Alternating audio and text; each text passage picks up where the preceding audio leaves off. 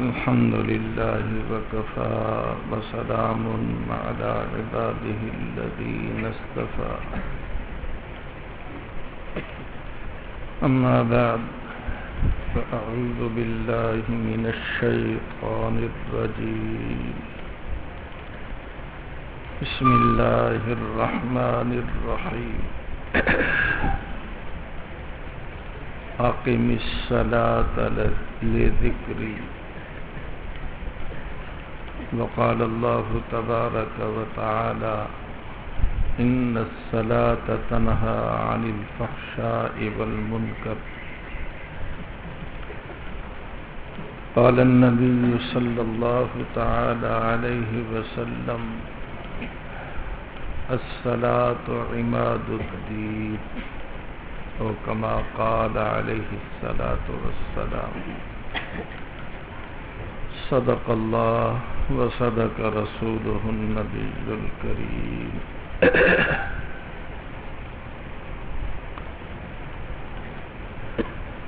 کلمہ پڑھ لینے کے بعد مسلمان ہو جانے کے بعد اسلام میں داخل ہونے کے بعد بندوں کی طرف سب سے اہم ترین فریضہ اللہ کی طرف سے جو متوجہ ہوتا ہے وہ نماز والا فریضہ ہے۔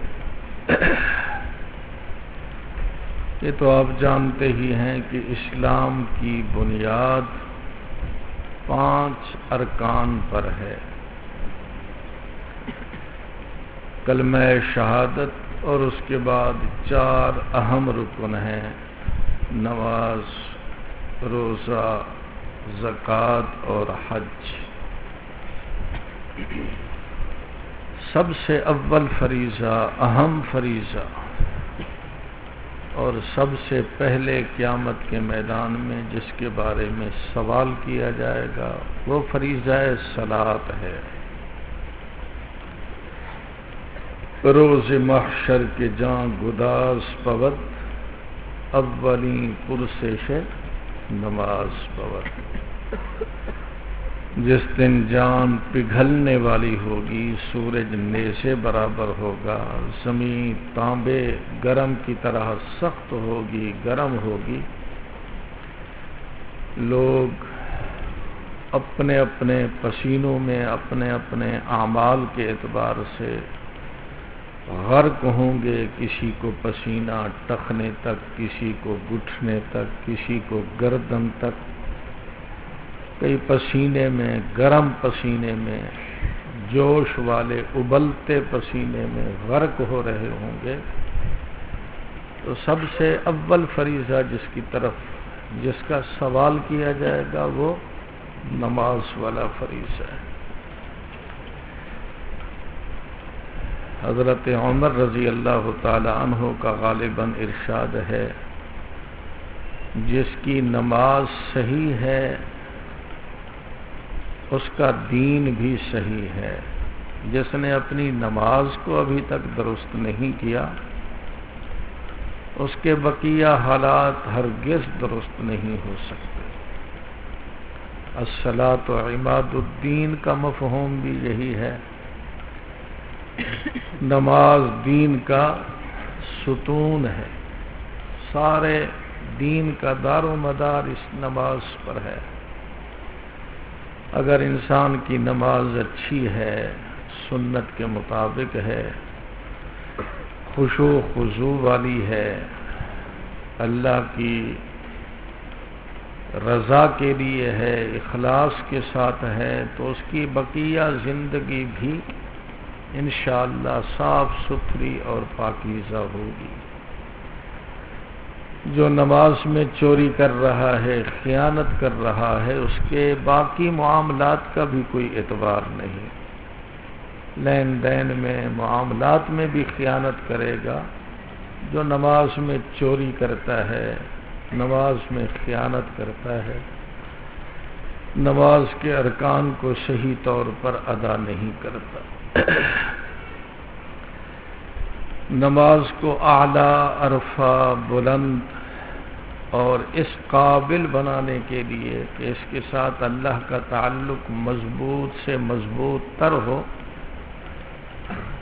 اللہ کی رضا اس کے ذریعے سے حاصل ہو، اس کے لیے ضروری ہے کہ انسان اپنے بدن کو پاک رکھے، کپڑوں کو پاک رکھے، وضو صحیح طور پر کرے، اور از اول تا آخر کوشش کرے، فکر کرے، محنت کرے، اس کی یہ نماز توجہ کے ساتھ، حضور قلب کے ساتھ، خشوع خضوع کے ساتھ ادا ہو۔ ایسی نماز پر ہی اللہ کا تعلق مضبوط ہوتا ہے، اور ایسی ہی نماز انسان کو بے حیائی کے کاموں سے اور برے کاموں سے روکتی ہے۔ قرآن مقدس میں تو اللہ تعالیٰ نے فیصلہ سنا دیا، ان الصلاۃ تنہی عن الفحشاء والمنکر، بے شک پکی بات ہے کہ نماز بے حیائی کے کاموں سے، منکرات سے روکتی ہے۔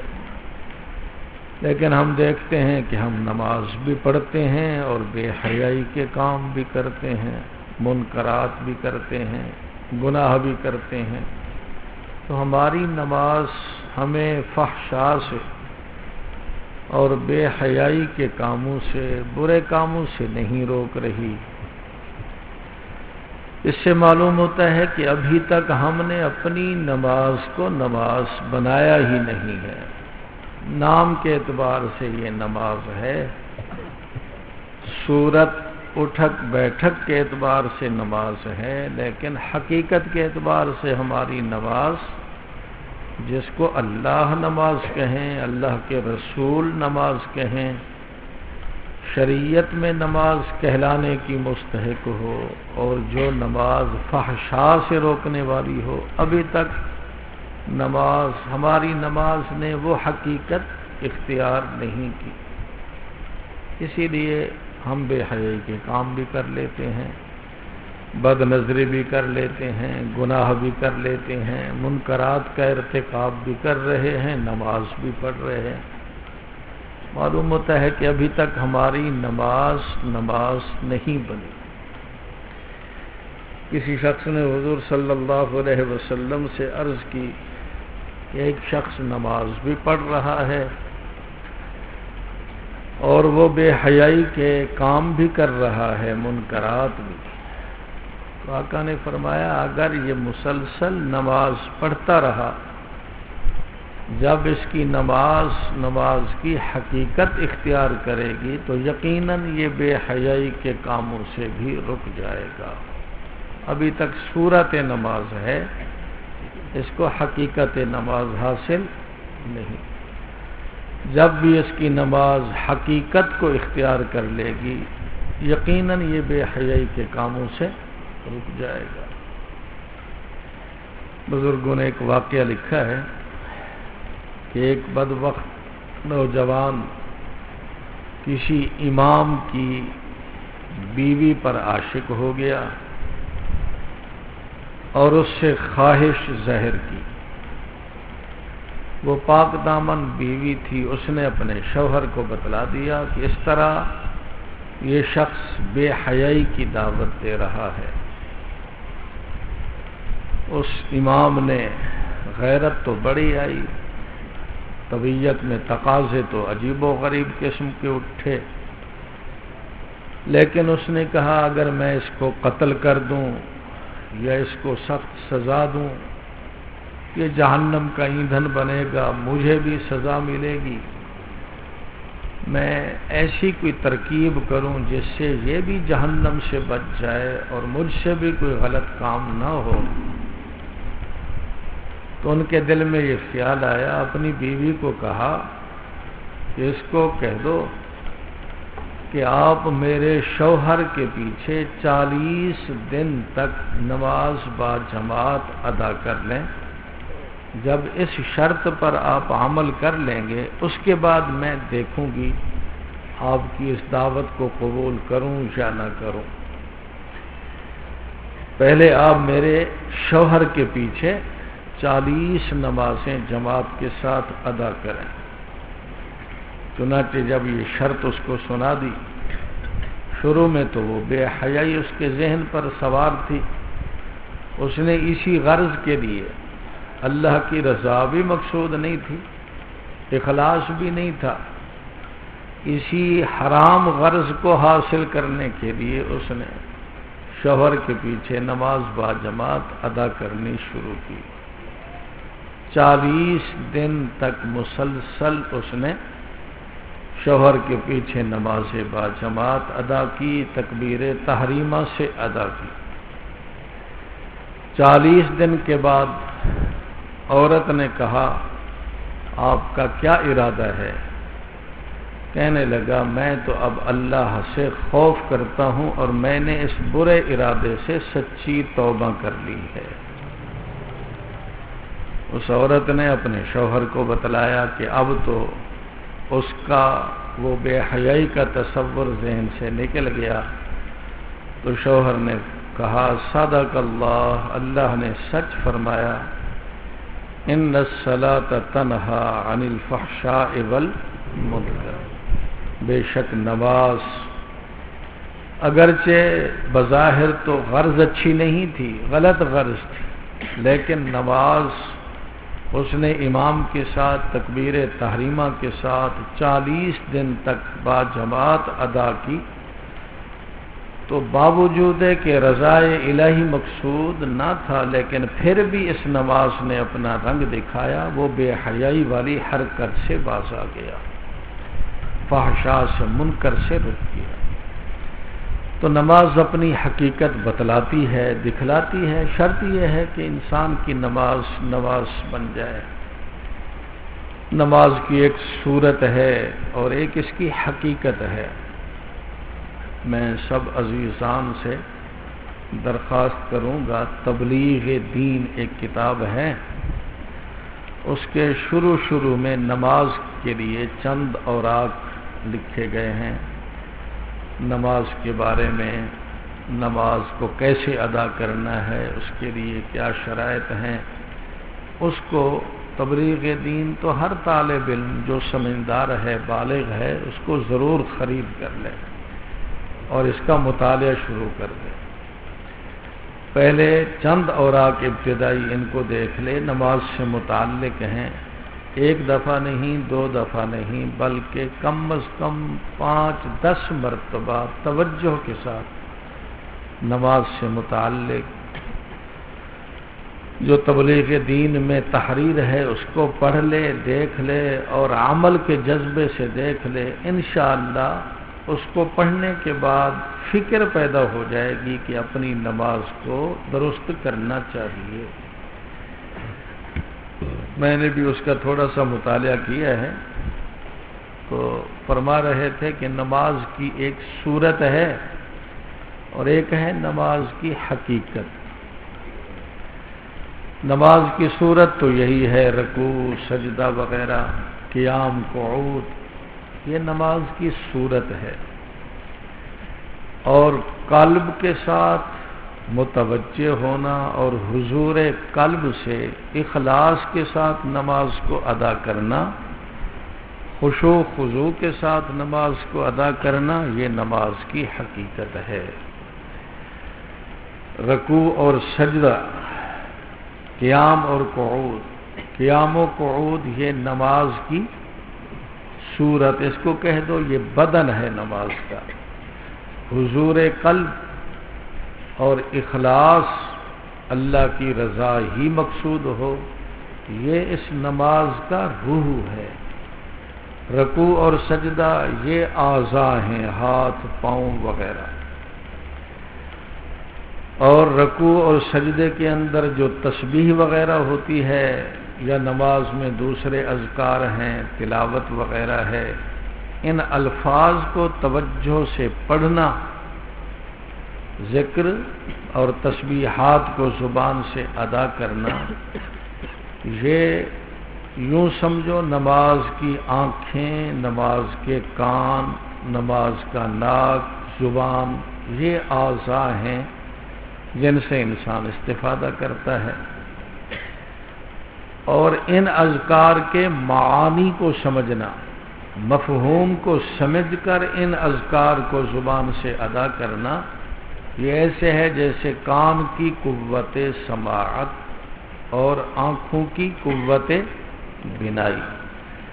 جب انسان حضور قلب کے ساتھ، اخلاص کے ساتھ اللہ کی رضا حاصل کرنے کے لیے نماز کی نیت باندھے گا، قیام بھی صحیح ہو، قعود بھی صحیح ہو، رکوع بھی صحیح ہو، سجدہ بھی صحیح ہو، تعدیل ارکان کے ساتھ نماز ہو، اور خشوع خضوع کے ساتھ ہو، اور ساتھ ساتھ اذکار اور تسبیحات کے معانی کو بھی سمجھ کر ان کو زبان سے ادا کر رہا ہے، ایسی نماز اگر اللہ کی دربار میں اس نے پیش کر دی، 2 رکعت ہے، 4 رکعت ہے، مغرب کی 3 رکعتیں ہیں، 2 نفل ہیں، 3 وتر ہیں، فرض ہو، واجب ہو، سنت ہو، اگر نماز کو اس انداز سے اس نے پڑھ کر اللہ کی دربار میں پیش کیا تو اس کی مثال ایسے ہے جیسے کسی بادشاہ کا خادم خاص ہو، خدمت گزار ہو، اور بادشاہ کو تحفے کے طور پر خوبصورت لونڈی پیش کرتے، تو بادشاہ اس خوبصورت لونڈی کو دیکھ کر جیسے اس خادم سے خوش ہو جاتا ہے، ایسی نماز اگر ہم نے اللہ کی دربار میں پیش کر دی تو یہ ایسا ہی ہے کہ خادم نے بادشاہ کے سامنے خوبصورت لونڈی بطور ہدیہ اور تحفہ میں پیش کر دی، جیسے بادشاہ خوش ہو گیا، اللہ بھی اس نماز سے بہت خوش ہوگا۔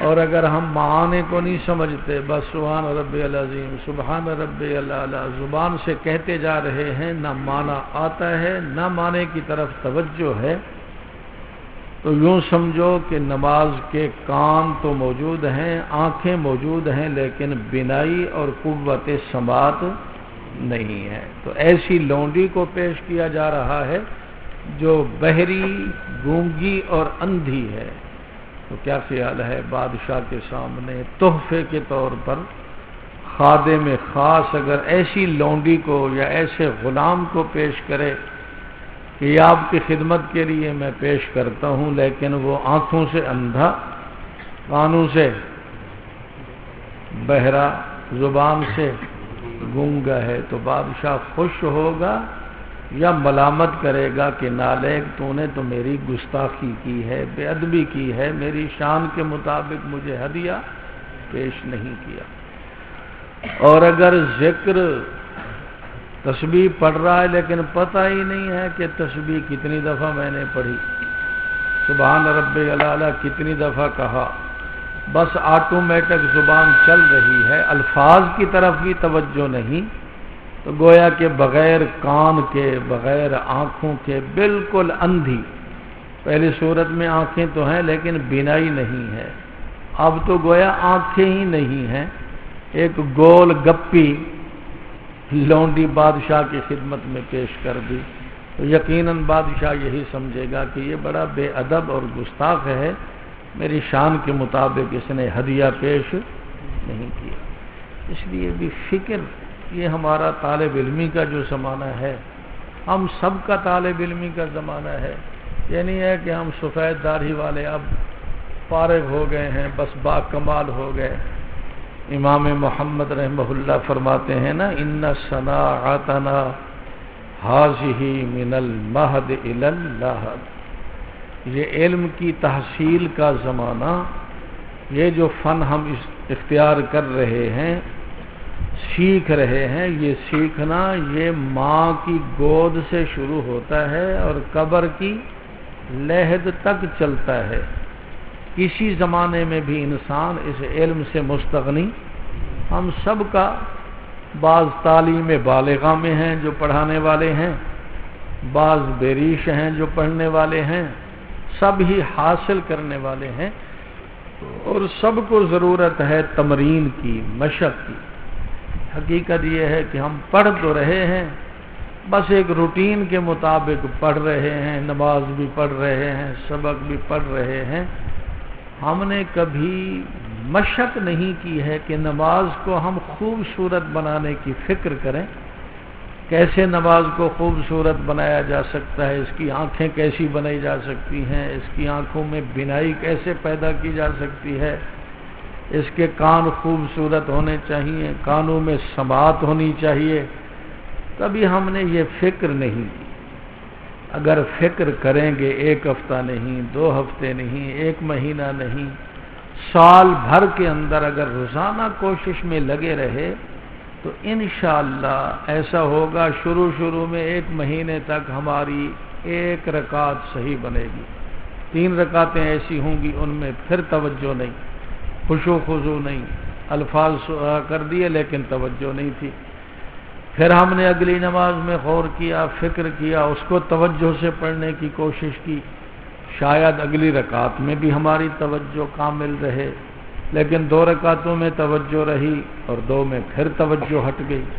لیکن ہم اگر اس مشق کو جاری رکھیں گے تو انشاءاللہ ہفتے میں، 2 ہفتے میں، مہینے میں کسی درجے میں کامیابی حاصل ہو جائے گی۔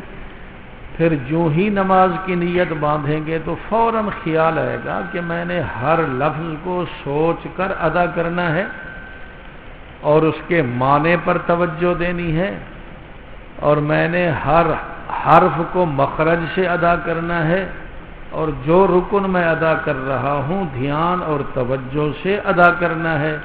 یہ نہ ہو کر رہا ہے رکوع اور شروع کر دے سبحان ربی الاعلی، کھڑا ہے قیام کی حالت میں ہے اور التحیات للہ والصلوات، جب توجہ نہیں ہوگی تو قیام کی حالت میں التحیات شروع ہوگا اور التحیات کی حالت میں سورہ فاتحہ شروع ہو جائے گا، رکوع میں سجدے کی تسبیح اور سجدے میں رکوع کی۔ یہ توجہ نہ کرنے کی وجہ سے ہے۔ اگر ہم نے مشق شروع کر دی، آہستہ آہستہ اس مشق میں کامیاب ہوں گے، پھر شیطان کے ساتھ یہ لڑائی جاری رہے گی۔ 1 رکعت میں آپ نے توجہ کر لی، ہر لفظ کو سوچ کر ادا کیا، اب میری زبان سے الحمدللہ نکل رہا ہے، اب میری زبان سے الرحمن کا لفظ نکل رہا ہے، اب الرحیم میں بول رہا ہوں، ایک لفظ پر توجہ، جیسے کچا حافظ پوری توجہ سے قرآن مجید کے رکوع کو تراویح میں پڑھتا ہے، اور جس کا قرآن بہت پختہ ہو وہ تو سورہ فاتحہ کی طرح آنکھیں بند کر کے شروع ہو جاتا ہے۔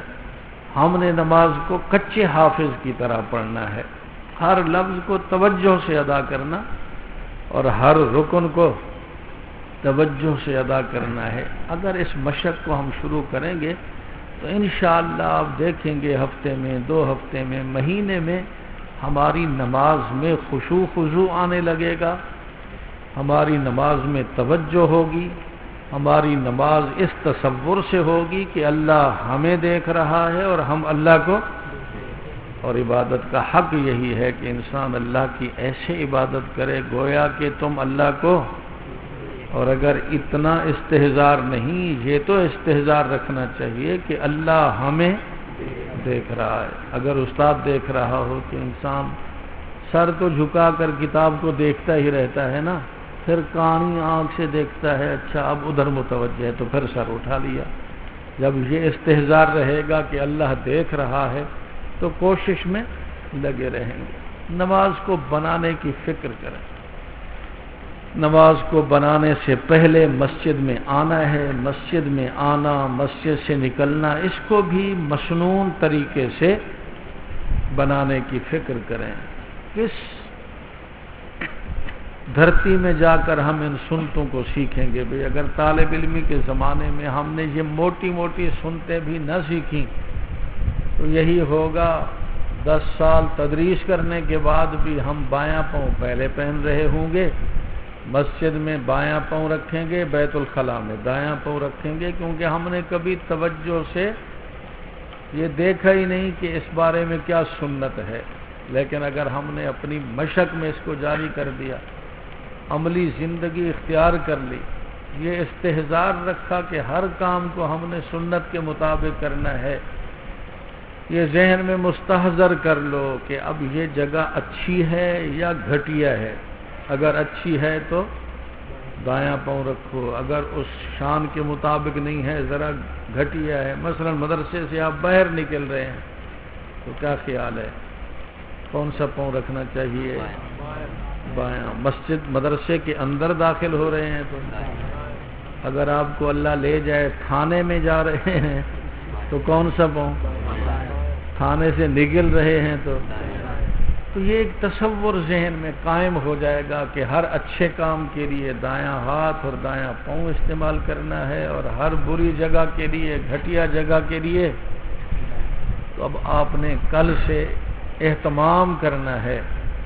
مسجد میں آنے کے وقت 5-6 سنتے ہیں، اس کا اہتمام کرنا ہے، اور خارج ہونے کے وقت کی بھی 5-6 سنتے ہیں، اس کا اہتمام کرنا ہے، اور خود اپنے آپ پر لازم کر دیں خلاف سنت داخلہ ہو جائے، کوئی استاد نہ بھی دیکھ رہا ہو تو اپنے آپ کو سزا دیں، باہر نکلیں پھر سنت کے مطابق داخل ہوں، بلکہ 2 رکعت نفل بطور جرمانہ پڑھ لیں کہ تو نے کیوں خلاف سنت مسجد میں کیوں دخول کیا ہے بغیر سنت کے۔ جب سزا اپنے اوپر جاری کریں گے تو انشاءاللہ 1 مہینہ تک پھر یہ سنت کے خلاف عمل نہیں ہوگا۔ مسجد میں جب آئیں گے تو سب سے پہلا کام کیا کرنا ہے؟ اب دورہ حدیث والوں سے پوچھیں تو بھی پتہ نہیں ہوگا، تجربے ہم پچھلے سال کر چکے ہیں۔ بایاں پاؤں نکال کر جوتے کے اوپر رکھنا ہے، کل ہم پوچھیں گے، ٹھیک ہے نا؟ فارسی والوں سے لے کر دورہ حدیث تک آج اس سبق کو یاد کرنا ہے اور اس کی عملی مشق جاری کر دینی ہے۔ مشق پختگی کب آئے گی؟ مشق میں جب تھوڑی سی سزا بھی اپنے اوپر جاری کریں گے، بلکہ ایک دوسرے کو سکھانے کا چونکہ عمل ہے، ہم سب سیکھ رہے ہیں، کیا کہتے ہیں پریکٹیکل ہوتا ہے، کیا ہوتا ہے جی حضرت؟ تو یہ ہم اسی عمل سے گزر رہے ہیں، تو ایک دوسرے کو بھی نفع پہنچانا ہے۔ کچھ ساتھی کنارے پر تقریباً 1 ہفتہ اس کا اہتمام کریں، جو بڑے ساتھی ہیں سمجھدار ہیں وہ مسجد کے کنارے پر کھڑے ہو جائیں، جو ساتھی بھی داخل ہو رہا ہے اس کو دیکھیں آیا سنت کے مطابق داخل ہو رہا ہے یا خلاف ہے۔ اگر سنت کے مطابق ہے تو سبحان اللہ، خلاف سنت ہے تو کہیں گے بھائی ذرا سنت کے مطابق، تھپڑ نہیں مارنا، درخواست کرنی ہے عزیز ذرا سنت کے مطابق داخل ہوں۔ اگر اس کو طریقہ نہیں آتا تو پھر سمجھا دیا جائے۔ تو بایاں پاؤں جوتے سے نکال کر جوتے پر رکھنا، پھر دایاں پاؤں جوتے سے نکال کر مسجد میں رکھنا۔ کتنی سنتیں ہو گئیں؟ 2 سنتیں۔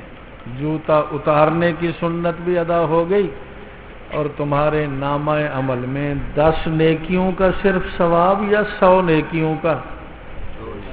ایک حدیث اگر یہ بھی اس کا مصداق بن جائے، اور بظاہر یہ ہے یہ سنتیں مردہ ہو چکی ہیں، اور آقا ارشاد فرماتے ہیں مردہ سنتوں کو جو شخص زندہ کرے، ایک سنت مردہ کو بھی زندہ کرے گا، اللہ اس کے نامہ عمل میں 100 شہیدوں کا ثواب لکھیں گے۔ یہ سنتیں بھی تو آج مسلمانوں سے نکل چکی ہیں، کسی درجے میں یہ بھی مردہ ہو چکی ہیں۔ ان سنتوں پر عمل کرنے میں بھی اللہ اپنی شان کے مطابق اس طرح کا اجر انشاءاللہ جاری فرمائیں گے۔ بہرحال 1 عمل اور 10 عمل کے برابر ثواب، یہ تو اس امت کا ویسے قانون ہی بن چکا ہے۔ تو جب پاؤں جوتے سے نکالا، بایاں پاؤں ایک سنت پر عمل ہوا، 10 نیکیاں نامہ عمل میں لکھی گئیں۔ دایاں پاؤں جوتے سے نکال کر مسجد میں داخل کیا، دوسری سنت 20 نیکیاں اللہ نے لکھ دیں، فرشتوں نے لکھ دیں۔ آگے کون سا عمل ہے؟ استغفر اللہ، ابھی آپ نے بسم اللہ ہی نہیں پڑھی، دعا میں چلے گئے۔ چوتھے نمبر کی سنت بسم اللہ پڑھنی ہے۔ بسم اللہ پوری پڑھیں یا اختصار کے ساتھ؟ ذرا مختصر کر لو، وقت تھوڑا ہے کیونکہ جماعت بھی آگے ہو رہی ہے، تو بسم اللہ اور اس کے ساتھ درود شریف بھی پڑھنا ہے۔ بسم اللہ والصلاۃ والسلام علی رسول اللہ۔ کتنی سنتیں ادا ہو گئیں؟ بسم اللہ پڑھنا بھی سنت، درود شریف پڑھنا بھی، 4 سنتیں ادا ہو گئیں۔ اب دعا پڑھ لو، اللہم انی اعوذ بک۔ تو مسجد میں داخل ہونے کی دعا کیا؟ اللہم افتح لی ابواب رحمتک۔ کتنی سنتے ہیں؟ کوئی اور سنت میں باقی رہ گئی کیا؟ اعتکاف کی نیت کر لو، عربی میں یاد کر لو، کوئی مشکل نہیں ہے، کل تک یاد ہو جائے گا انشاءاللہ۔ کیا ہے؟ نویت الاعتکاف، حمزہ وصلی کو بھی گرانا ہے، نویت الاعتکاف نہیں پڑھنا۔ کیا؟ ہمارے استاد محترم حضرت مولانا منظور الحق صاحب رحمۃ اللہ علیہ فرماتے تھے حمزہ وصلی کو گرانا واجب ہے، اور اگر نہ گرائے تو اتنا گناہ ہے کہ غسل کرنا واجب ہے، ٹھیک ہے نا؟ ہاں، حرام کام ہے، تو حرام کام کا ارتکاب نہیں کریں گے۔ کیا کہیں گے؟ نویت الاعتکاف ما دمت فی المسجد۔ یہ کل تک سارے چھوٹے بڑے نیت عربی میں اس کو بھی یاد کر لینا ہے۔ 6 سنتے ہو گئے۔ کتنے نیکیاں لکھی گئی نامہ عمل میں؟ 60 نیکیاں۔ ایک لمحہ میں، 1 منٹ میں سارا کام ہو جاتا ہے، اور 1 منٹ میں آپ نے کتنی نیکیاں کما لی؟ مسجد سے باہر آئیں گے تو کون سا پاؤں؟ اب کل سے ہم بھی دیکھیں گے، تم بھی دیکھو، دل تو یہی چاہتا ہے نا، ایک طالب علم بھی 1600-1700 طالب علموں میں ایک طالب علم بھی خلاف سنت نہ داخل ہو نہ خارج ہو، مزہ آئے گا یا نہیں آئے گا؟ تو کچھ اللہ کی طرف سے رحمت بھی برسے گی۔ 1600 طالب علم جب 12 سنتوں کو ادا کریں گے، ہر سنت پر 10 نیکیاں مل رہی ہیں، 100 شہیدوں کا ایک ایک کو ثواب مل رہا ہے، تو رحمت کی بارش آئے گی یا نہیں آئے گی؟ ماحول بھی پاکیزہ بنے گا، گندی عادتیں بھی ہمارے اندر سے نکل جائیں گی، گندے اخلاق بھی سنت کی برکت سے نکل جائیں گے، ہمارے اندر اچھے اخلاق آنے شروع ہو جائیں گے، ایسا ماحول پاکیزہ بن جائے گا، ہر آدمی کا دل گواہی دے گا کہ میں جنت میں آ گیا ہوں۔ اب تو یوں معلوم ہوتا ہے کہ ہم کہاں پہنچے ہوئے ہیں؟ لاہور کے انارکلی میں گھوم رہے ہیں، کیونکہ ہر قدم پر ہم سے گناہ ہو رہا ہے۔ جب سنت کا رواج ہوگا، سنت کا نور آئے گا، تو اس سے ایک فضا بن جائے گی، نیکی کے اثرات ہوں گے، رحمت والے فرشتے اتریں گے، رحمت برسائیں گے، دلوں کی حالت بھی بدل جائے گی انشاءاللہ۔ ابھی تو کئی قسم کے گناہوں کے خیالات آتے ہوں گے، میرا دل گواہی دیتا ہے جب اتنے طلباء اساتذہ ان سنتوں پر عمل کرنا شروع کر دیں گے تو انشاءاللہ شیطان یہاں سے گوز مار کر بھاگ جائے گا۔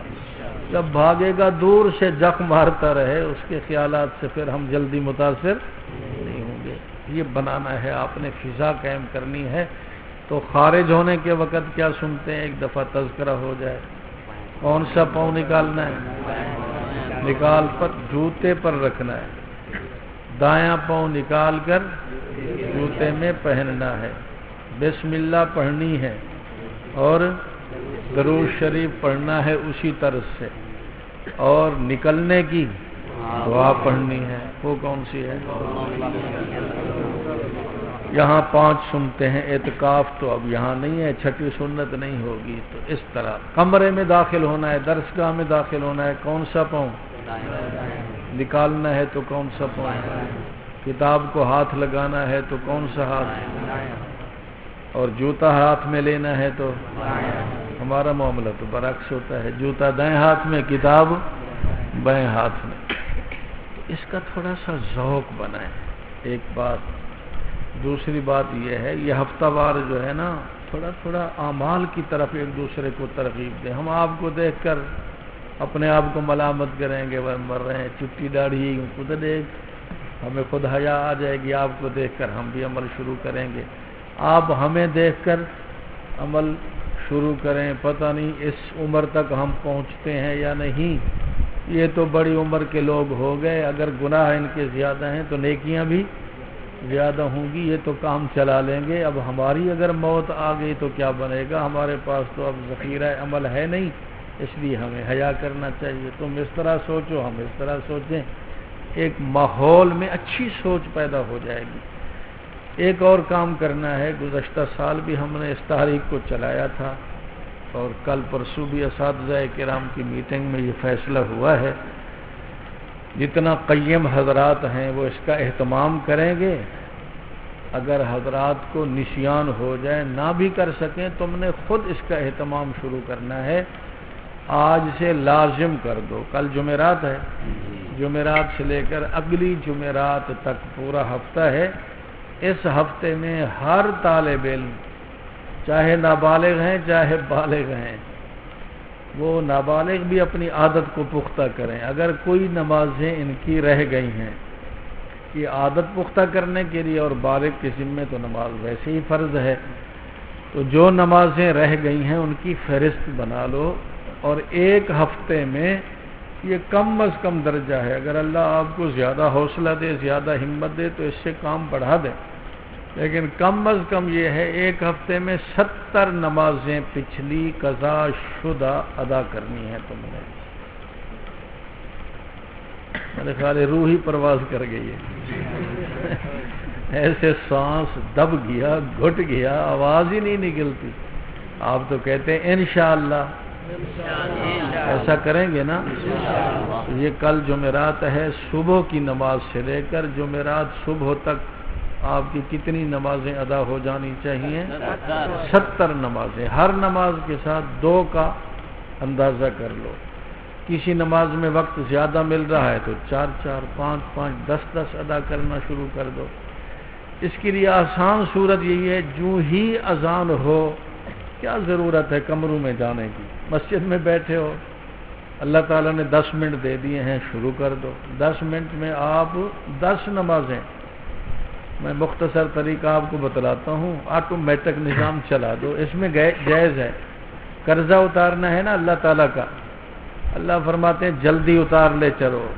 جو وقتی نماز ہے اس کو تو خشوع خضوع کے ساتھ اعلیٰ طریقے سے ادا کریں, اور ایسے ادا کریں کہ ہماری نمازوں کو دیکھ کر لوگ دیندار بنیں. وقتی نمازوں کو تو اس اہتمام کے ساتھ ہم ادا کرنے کی فکر کریں, لیکن پچھلی نمازیں تھوڑی سی اگر جلدی بھی ادا کر لیں تو کوئی حرج نہیں. وہ یہ ہے 4 رکعت والی نماز ہے نا, ظہر, عصر اور عشاء, ان میں آپ یوں کریں. 2 رکعت اول جو ہے اس میں تو خیر سورہ فاتحہ بھی پڑھنی ہے اور دوسری سورت بھی ملانی ہے, اس میں تو کوئی تخفیف نہیں, یہ تو دونوں واجب ہے نا, فاتحہ بھی واجب, سورت کا ملانا بھی. لیکن رکوع کی تسبیح 3 مرتبہ واجب ہے, 1 مرتبہ وہ بھی سنت ہے, واجب تو نہیں ہے. کم از کم 1 مرتبہ تو ہو جانی چاہیے. رکوع کی تسبیح صرف آپ سبحان ربی الاعلی کہیں گے نا, سبحان ربی العظیم 1 مرتبہ, فوراً سر اٹھا لیا. سجدے میں 1 مرتبہ سبحان ربی الاعلی, 3 مرتبہ, 5 مرتبہ, 7 مرتبہ. وقتی نماز میں تو چلائیں, لیکن قضا شدہ نماز میں ذرا نظام کو تیز کریں. 1 دفعہ سبحان ربی العظیم, 1 دفعہ سبحان ربی الاعلی. آخری جو 2 رکعتوں ہیں اس میں تخفیف کر دو. آخری 2 رکعتوں میں سورۃ فاتحہ کا پڑھنا سنت مؤکدہ بھی نہیں ہے, ٹھیک ہے, مستحب ہے. آپ فاتحہ کی بجائے 3 دفعہ کہہ دیں سبحان اللہ سبحان اللہ سبحان اللہ. کتنا؟ سبحان اللہ 3 دفعہ کہہ کر رکوع میں چلے جائیں, تو بہت اختصار کے ساتھ آپ کی 2 رکعتیں ادا ہو جائیں گی. جب اتحیات میں بیٹھیں, درمیان والا اتحیات تو خیر عبدہ و رسولہ تک پڑھنا ہی ہے. آخری جو اتحیات ہے جب و رسولہ پر پہنچیں آگے درود شریف بھی پڑھنا ہے، دعا بھی پڑھنی ہے۔ آپ انتہائی مختصر درود متعین کر لیں۔ کون سا؟ صلی اللہ علیہ النبی صلی اللہ علیہ وسلم، یا اللہم صلی علی محمد، اتنا کہہ کر کے اللہم اغفر لي، السلام علیکم السلام علیکم، تو آپ کی 4 رکعتیں 2 منٹوں میں ادا ہو جائیں گی، قرض اتر جائے گا۔ اگر یہ قرض رہ جاتا اور آپ ساری زندگی نوافل ادا کرتے رہتے 80 سال تک بھی، تو بھی ایک فرض کے برابر نہیں، اور آپ نے 2 منٹ میں فریضہ ادا کر دیا۔ تو گزشتہ نمازوں کی قضا جلدی اپنے سے ذمے سے اتارنے کی کوشش کریں، اور یہ کم از کم مقدار بتلائی جا رہی ہے کتنا پڑھنی ہے ہر ہفتے میں، اس کا اہتمام کریں، ٹھیک ہے؟ مسجد میں، درسگاہ میں، باہر بازار میں، اور کوشش کریں۔ میں خود چونکہ یاد نہیں کر سکا اور یاد ہوتا بھی نہیں، میرا حافظہ کمزور ہے، لیکن آپ چونکہ ذہین ہیں، حافظے والے ہیں، کوشش کریں وضو کرنے کے وقت ہر عضو کو دھونے کے لیے کوئی دعا مسنون بھی تو ہے نا، تبلیغ دین کے شروع میں وہ دعائیں لکھی ہوئی ہیں، ہر ساتھی تبلیغ دین تو ضرور ہی خرید کر لے، 60-70 روپے میں مل جائے گی، اور اس کا فائدہ بڑا ہے، اس کو تھوڑا تھوڑا پڑھنا شروع کر دیں۔ اس ہفتے آپ اسی مضمون کو، نماز سے متعلق جو مضمون ہے، اس کو پڑھتے رہیں اور اس کی مشق کرتے رہیں، پڑھ کر اس کی مشق کریں، خشوع خضوع پیدا کرنے کا کیا طریقہ وہاں لکھا ہے اس کو جاری کریں، اور یہ وضو کرنے کے جو مسنون دعائیں ہیں ہر عضو کو دھونے کے وقت، کوشش کریں ان کو یاد کر لیں، ان کو پڑھیں۔ سنا ہے ہمارے اساتذہ کرام کے دور میں بعض اساتذہ کرام یہاں وضو خانے میں کھڑے ہو کر کے باقاعدہ اہتمام کے ساتھ نگرانی کیا کرتے تھے کہ یہ دعائیں طلباء پڑھ رہے ہیں یا نہیں پڑھ رہے ہیں۔ تو آپ خود ہی اس کی نگرانی شروع کر دیں، کوشش کریں، یاد کریں، تاکہ یہ وضو بھی اعلیٰ طریقے کا ہو اور نماز کی ادائیگی بھی اعلیٰ طریقے کی ہو۔ تو یہ تھوڑا تھوڑا نصیحت کی باتیں ہر ہفتے میں ہوتی رہیں گی۔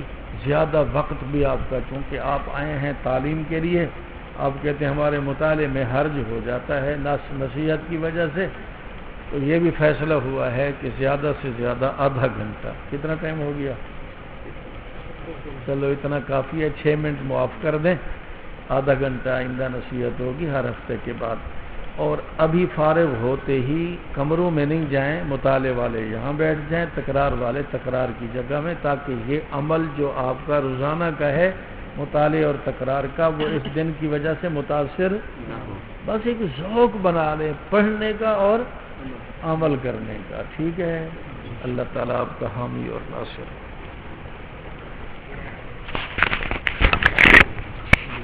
دعا نہیں ہے، ماشاءاللہ دعا سے زیادہ عمل ہے۔